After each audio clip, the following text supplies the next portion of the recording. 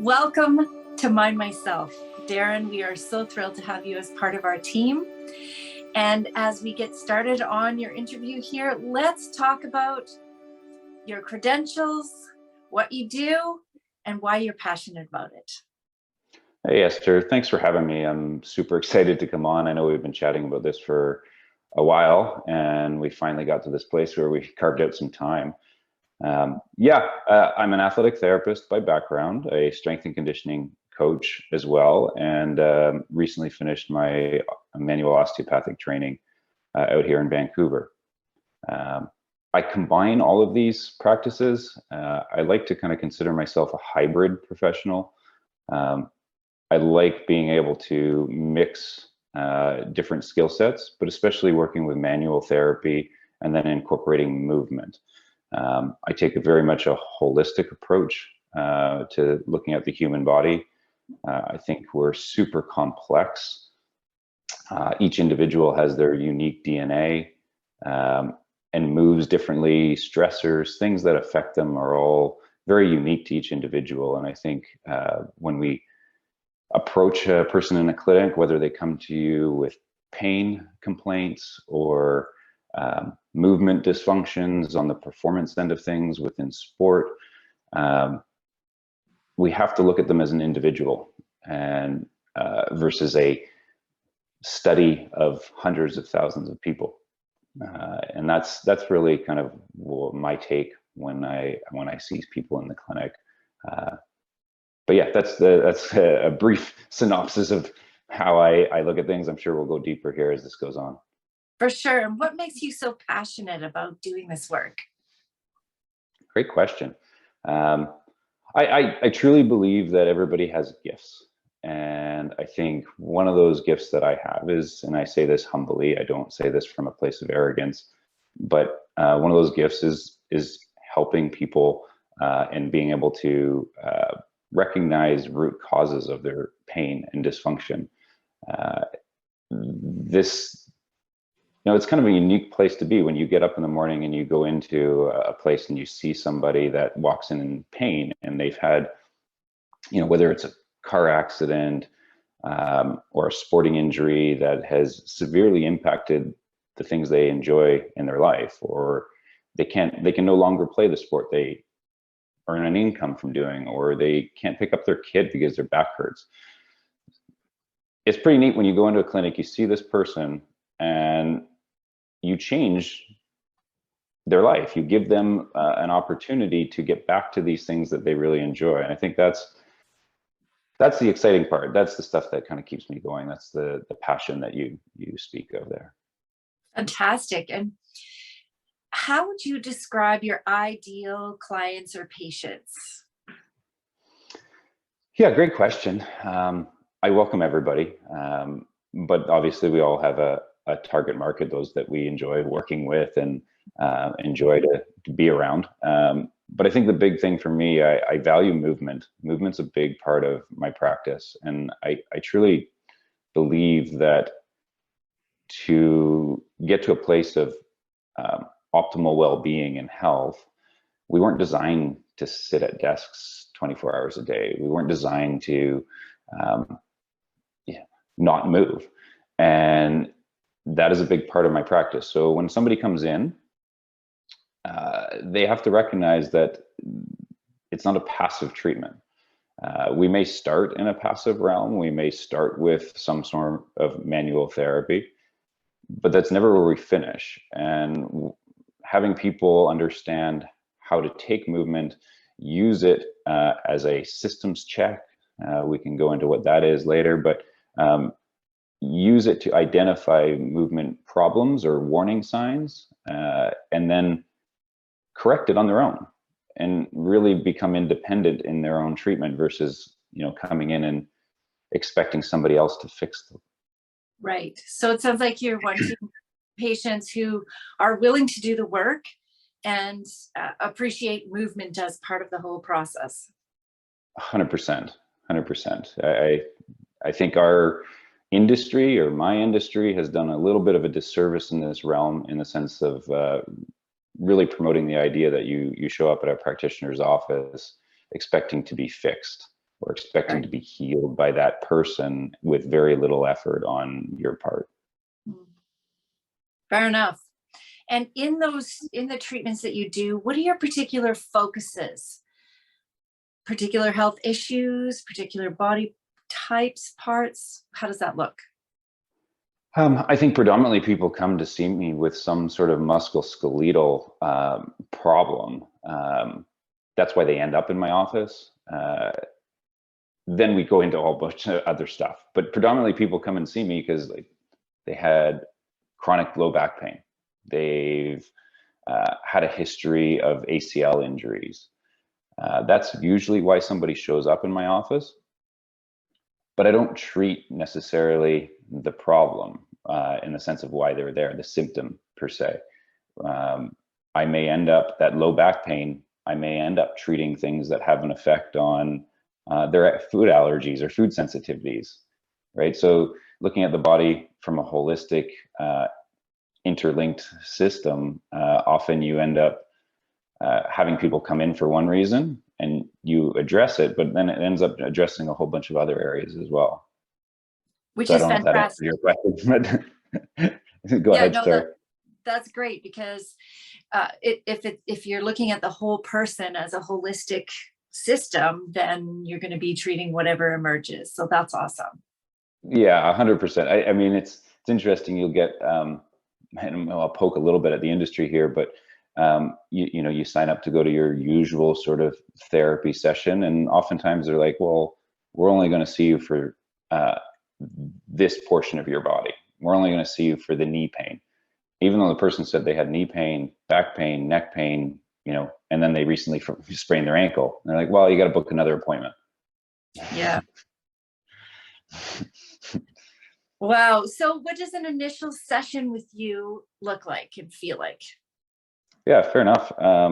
Usually I allow time. I book 90 minutes, but I usually block a little extra just in case.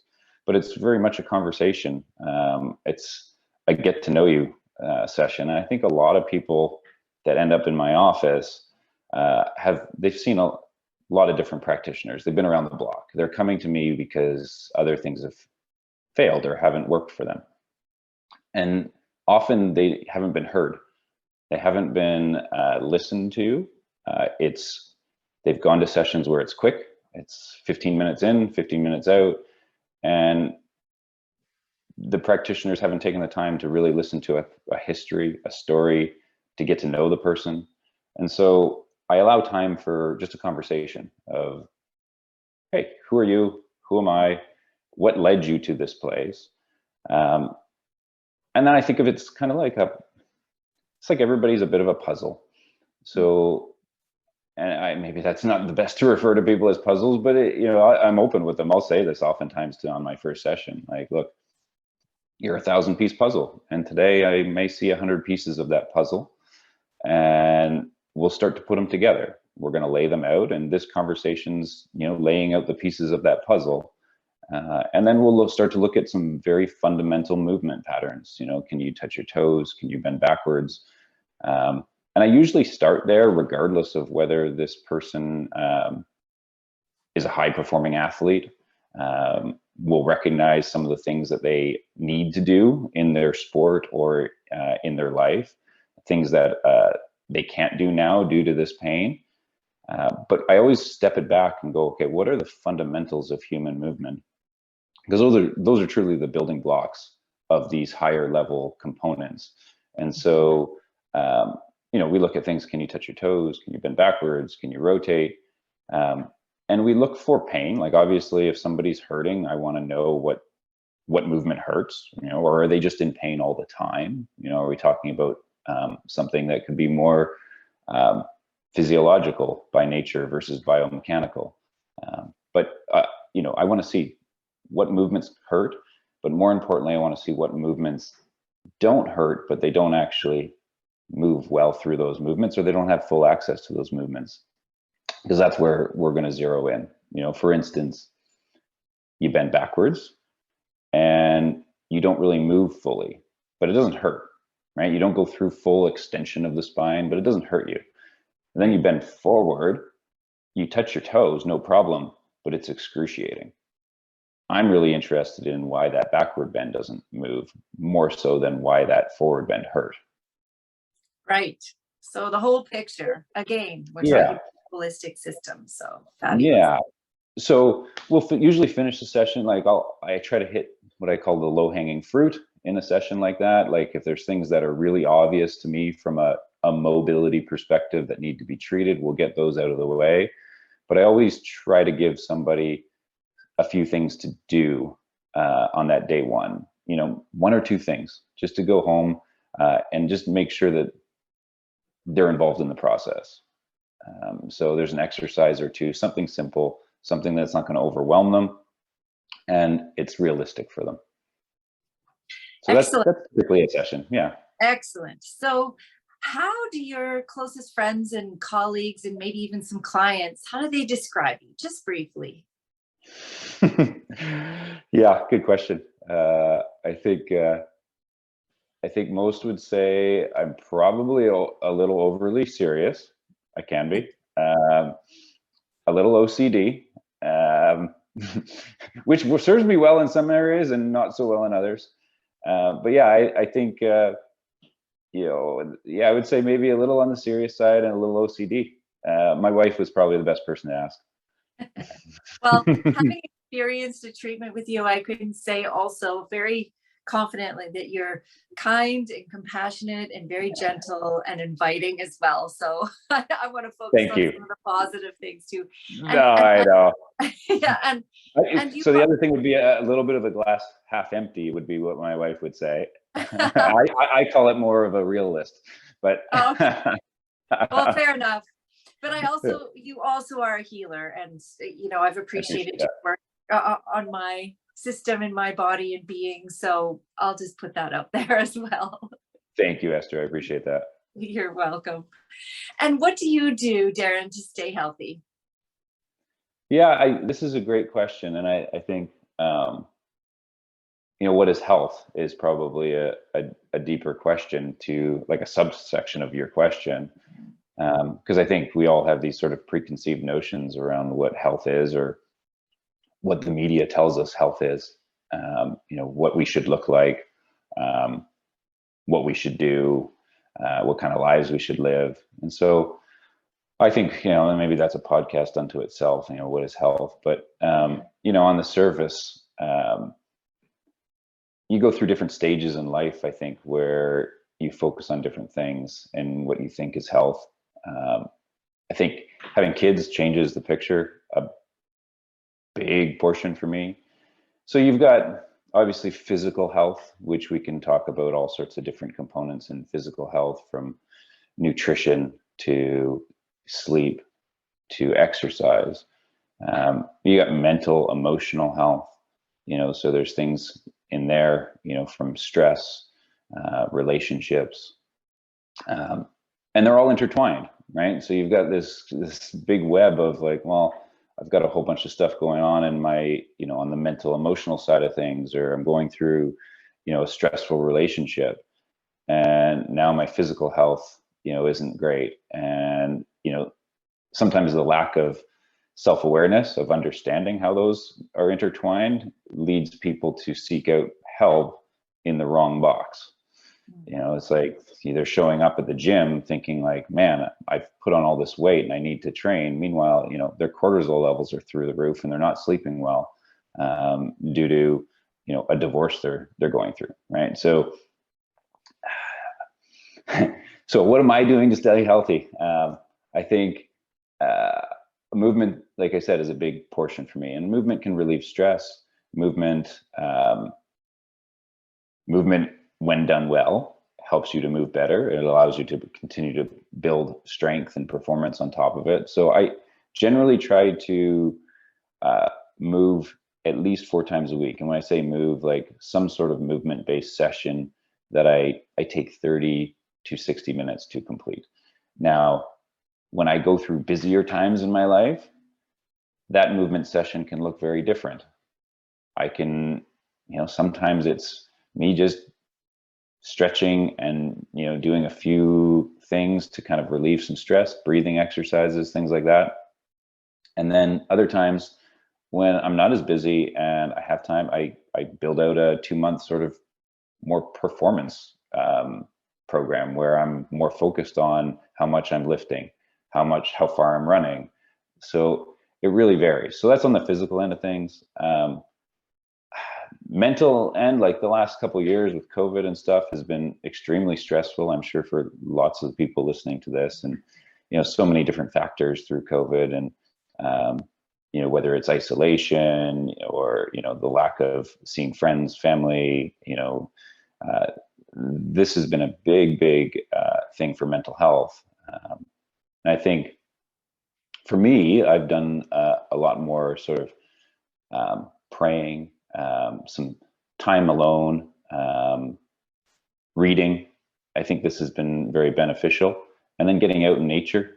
I'm never, if you ask my wife 10 years ago about me going for hikes, I'm a pretty driven type A individual, and going for a hike, with no purpose, just to kind of walk around in the woods, I'd rather claw my eyes out.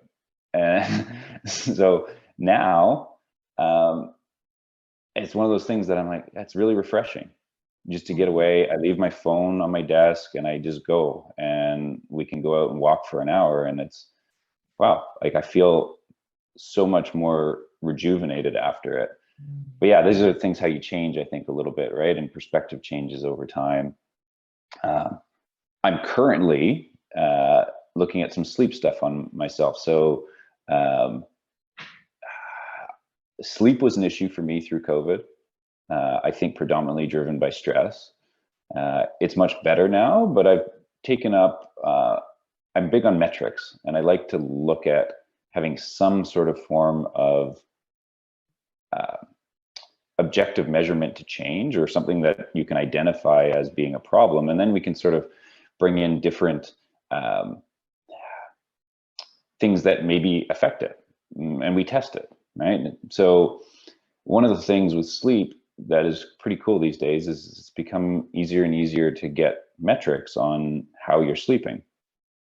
So there's tools out there, and I have no gain in promoting any of this, but like Aura Ring is one, a BioStrap, and I'm using a BioStrap right now, and it's quite interesting, the information you get out of these tools.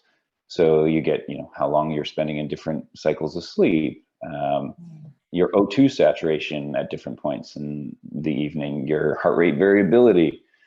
And so I've been doing it now for consistently, just a week. So it's still accumulating some data, but there's some interesting things coming up. And I haven't changed anything yet in my life, but I have some things I would like to, from a lifestyle perspective, and then start seeing how it affects some of the markers in my sleep.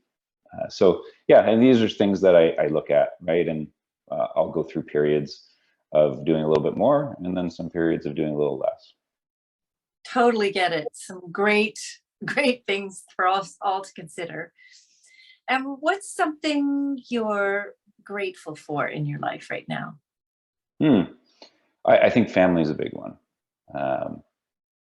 Family's always there, right? Like, you go through hard times, tough times, good times, and you can always come home. And my kids don't care what kind of stress went through. They come home, give me a big hug, right? Like, those are kind of neat things that when you're in your 20s, you don't think about. It's like, I just got to go to work, and it's like, family is such a big portion, and that extends to my extended family.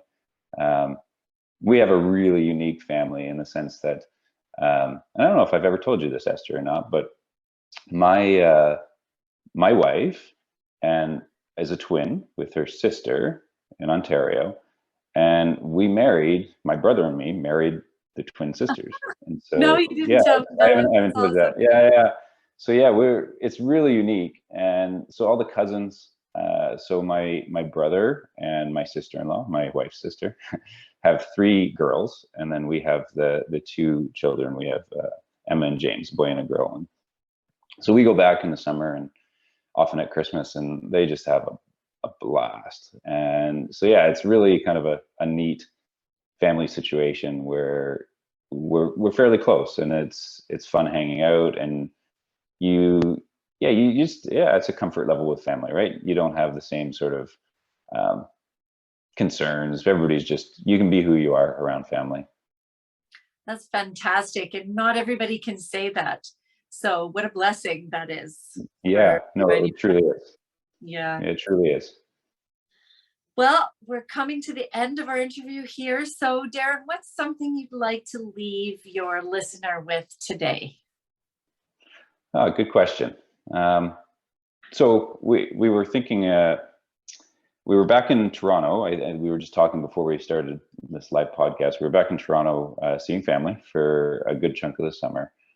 And we had dinner with a really good friend of my father's. And my dad passed away, we're going on 2000, it's probably 13 years ago now.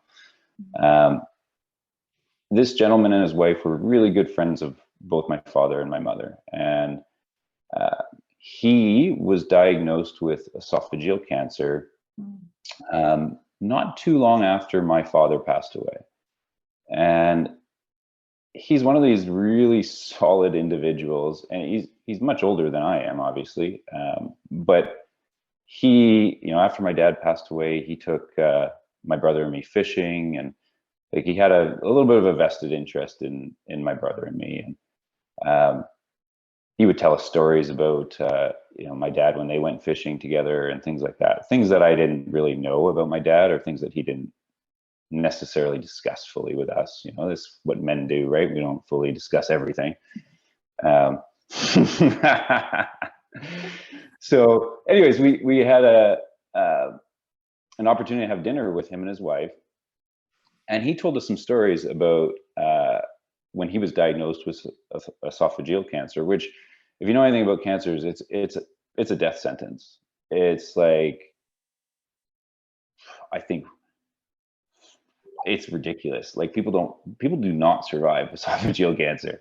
It's very, very quick. So anyways, he was having a hard time swallowing, went and saw his doctor, and his doctor was like, I think you just have strep throat, and kind of brushed it off. And he was like, no, this is different. It's not strep throat. Is there anything you can do to check a little further? So the doctor's like, okay, if it makes you feel better, we'll send you for a swab, but you got to go to the hospital.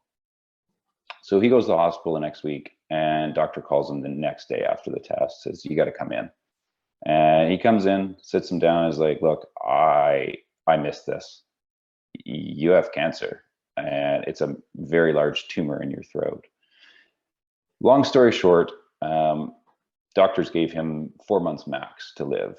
And he had just sold his business. He was looking at retirement years and, spending time with his wife, and it really hit him, and he's a man of faith. And he said to me, he's like, I lived my life, always, I had a faith in God, and, but he's like, this really sort of hit me hard. And he's like, I just rededicated my life to God. And I said, look, if you want me to go, then I'll go. I'm happy to leave.